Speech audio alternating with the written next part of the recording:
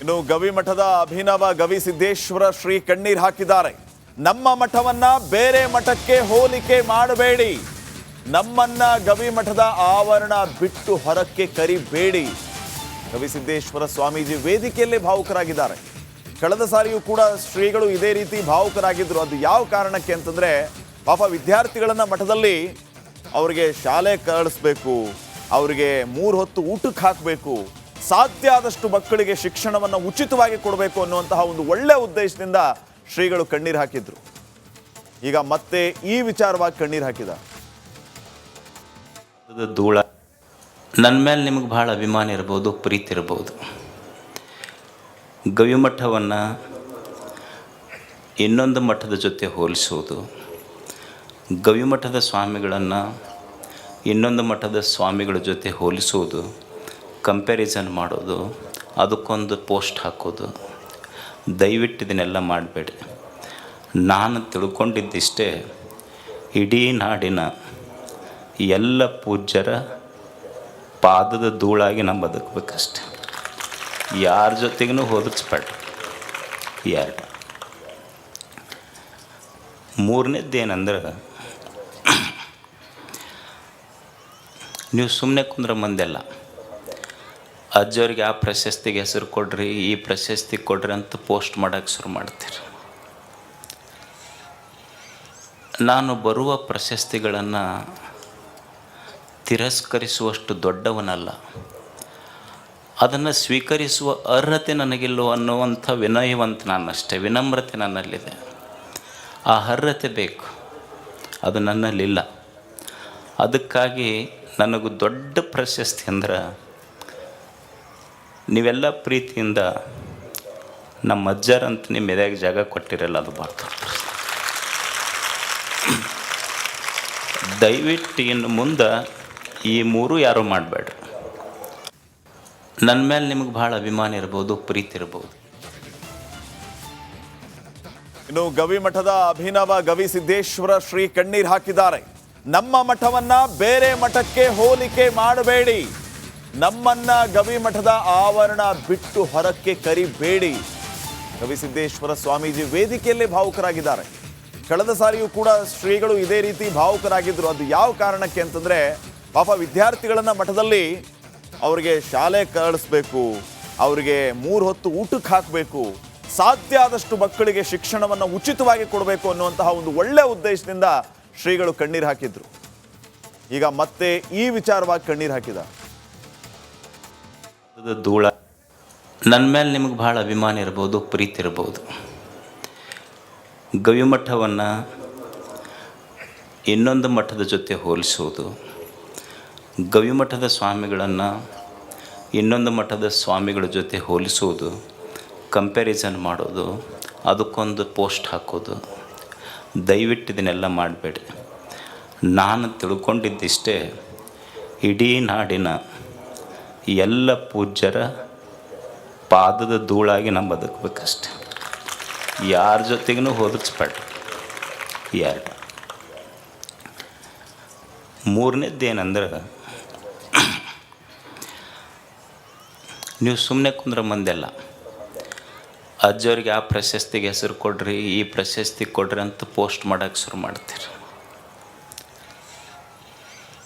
ನಾನು ಬರುವ ಪ್ರಶಸ್ತಿಗಳನ್ನು ತಿರಸ್ಕರಿಸುವಷ್ಟು ದೊಡ್ಡವನಲ್ಲ, ಅದನ್ನು ಸ್ವೀಕರಿಸುವ ಅರ್ಹತೆ ನನಗಿಲ್ಲೋ ಅನ್ನುವಂಥ ವಿನಯವಂತ ನಾನಷ್ಟೇ, ವಿನಮ್ರತೆ ನನ್ನಲ್ಲಿದೆ. ಆ ಅರ್ಹತೆ ಬೇಕು, ಅದು ನನ್ನಲ್ಲಿಲ್ಲ. ಅದಕ್ಕಾಗಿ ನನಗೂ ದೊಡ್ಡ ಪ್ರಶಸ್ತಿ ಅಂದ್ರೆ,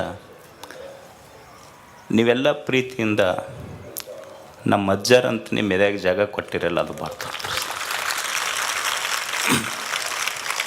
ದಯವಿಟ್ಟು ಇನ್ನು ಮುಂದೆ ಈ ಮೂರು ಯಾರೂ ಮಾಡಬೇಡ್ರಿ. ನನ್ನ ಮೇಲೆ ನಿಮಗೆ ಭಾಳ ಅಭಿಮಾನ ಇರ್ಬೋದು, ಪ್ರೀತಿ ಇರ್ಬೋದು. ಇನ್ನು ಗವಿಮಠದ ಅಭಿನವ ಗವಿಸಿದ್ದೇಶ್ವರ ಶ್ರೀ ಕಣ್ಣೀರ್ ಹಾಕಿದ್ದಾರೆ. ನಮ್ಮ ಮಠವನ್ನ ಬೇರೆ ಮಠಕ್ಕೆ ಹೋಲಿಕೆ ಮಾಡಬೇಡಿ, ನಮ್ಮನ್ನ ಗವಿಮಠದ ಆವರಣ ಬಿಟ್ಟು ಹೊರಕ್ಕೆ ಕರಿಬೇಡಿ. ಗವಿಸಿದ್ದೇಶ್ವರ ಸ್ವಾಮೀಜಿ ವೇದಿಕೆಯಲ್ಲೇ ಭಾವುಕರಾಗಿದ್ದಾರೆ. ಕಳೆದ ಸಾರಿಯೂ ಕೂಡ ಶ್ರೀಗಳು ಇದೇ ರೀತಿ ಭಾವುಕರಾಗಿದ್ರು. ಅದು ಯಾವ ಕಾರಣಕ್ಕೆ ಅಂತಂದ್ರೆ, ಪಾಪ ವಿದ್ಯಾರ್ಥಿಗಳನ್ನ ಮಠದಲ್ಲಿ ಅವ್ರಿಗೆ ಶಾಲೆ ಕಳಿಸ್ಬೇಕು, ಅವರಿಗೆ 3 ಹೊತ್ತು ಊಟಕ್ಕೆ ಹಾಕಬೇಕು, ಸಾಧ್ಯ ಆದಷ್ಟು ಮಕ್ಕಳಿಗೆ ಶಿಕ್ಷಣವನ್ನು ಉಚಿತವಾಗಿ ಕೊಡಬೇಕು ಅನ್ನುವಂತಹ ಒಂದು ಒಳ್ಳೆ ಉದ್ದೇಶದಿಂದ ಶ್ರೀಗಳು ಕಣ್ಣೀರು ಹಾಕಿದ್ರು. ಈಗ ಮತ್ತೆ ಈ ವಿಚಾರವಾಗಿ ಕಣ್ಣೀರು ಹಾಕಿದ ಧೂಳ. ನನ್ನ ಮೇಲೆ ನಿಮಗೆ ಭಾಳ ಅಭಿಮಾನ ಇರ್ಬೋದು, ಪ್ರೀತಿ ಇರ್ಬೋದು. ಗವಿಮಠವನ್ನು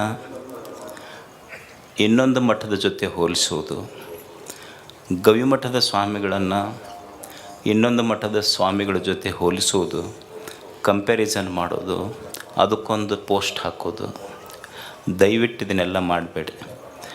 ನಾನು ತಿಳ್ಕೊಂಡಿದ್ದಿಷ್ಟೇ, ಇಡೀ ನಾಡಿನ ಎಲ್ಲ ಪೂಜ್ಯರ ಪಾದದ ಧೂಳಾಗಿ ನಾವು ಬದುಕಬೇಕಷ್ಟೆ. ಯಾರ ಜೊತೆಗೂ ಹೋಲಿಸ್ಬೇಡ. ಎರಡು ಮೂರನೇದ್ದೇನೆಂದ್ರೆ, ನೀವು ಸುಮ್ಮನೆ ಕುಂದ್ರೆ ಮಂದೆಲ್ಲ ಅಜ್ಜವ್ರಿಗೆ ಆ ಪ್ರಶಸ್ತಿಗೆ ಹೆಸರು ಕೊಡ್ರಿ, ಈ ಪ್ರಶಸ್ತಿ ಕೊಡ್ರಿ ಅಂತ ಪೋಸ್ಟ್ ಮಾಡೋಕ್ಕೆ ಶುರು ಮಾಡ್ತೀರಿ. ನಾನು ಬರುವ ಪ್ರಶಸ್ತಿಗಳನ್ನು ತಿರಸ್ಕರಿಸುವಷ್ಟು ದೊಡ್ಡವನಲ್ಲ, ಅದನ್ನು ಸ್ವೀಕರಿಸುವ ಅರ್ಹತೆ ನನಗಿಲ್ಲೋ ಅನ್ನುವಂಥ ವಿನಯವಂತ ನಾನಷ್ಟೇ, ವಿನಮ್ರತೆ ನನ್ನಲ್ಲಿದೆ. ಆ ಅರ್ಹತೆ ಬೇಕು, ಅದು ನನ್ನಲ್ಲಿಲ್ಲ.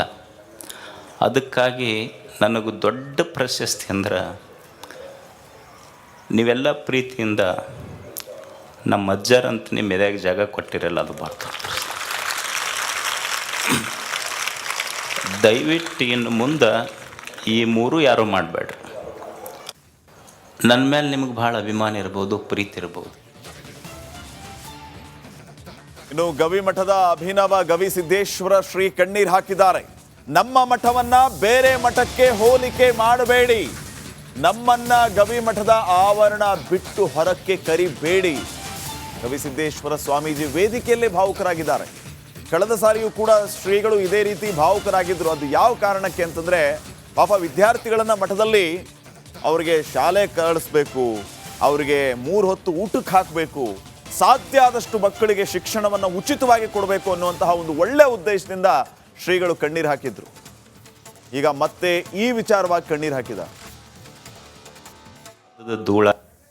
ನನ್ನ ಮೇಲೆ ನಿಮಗೆ ಭಾಳ ಅಭಿಮಾನ ಇರ್ಬೋದು, ಪ್ರೀತಿ ಇರ್ಬೋದು. ಗವಿಮಠವನ್ನು ಇನ್ನೊಂದು ಮಠದ ಜೊತೆ ಹೋಲಿಸುವುದು, ಗವಿಮಠದ ಸ್ವಾಮಿಗಳನ್ನು ಇನ್ನೊಂದು ಮಠದ ಸ್ವಾಮಿಗಳ ಜೊತೆ ಹೋಲಿಸುವುದು, ಕಂಪ್ಯಾರಿಸನ್ ಮಾಡೋದು, ಅದಕ್ಕೊಂದು ಪೋಸ್ಟ್ ಹಾಕೋದು, ದಯವಿಟ್ಟು ಇದನ್ನೆಲ್ಲ ಮಾಡಬೇಡಿ. ನಾನು ತಿಳ್ಕೊಂಡಿದ್ದಿಷ್ಟೇ, ಇಡೀ ನಾಡಿನ ಎಲ್ಲ ಪೂಜ್ಯರ ಪಾದದ ಧೂಳಾಗಿ ನಾವು ಬದುಕಬೇಕಷ್ಟೆ. ಯಾರ ಜೊತೆಗೂ ಹೋಲಿಸ್ಬೇಡ. ಎರಡು ಮೂರನೇ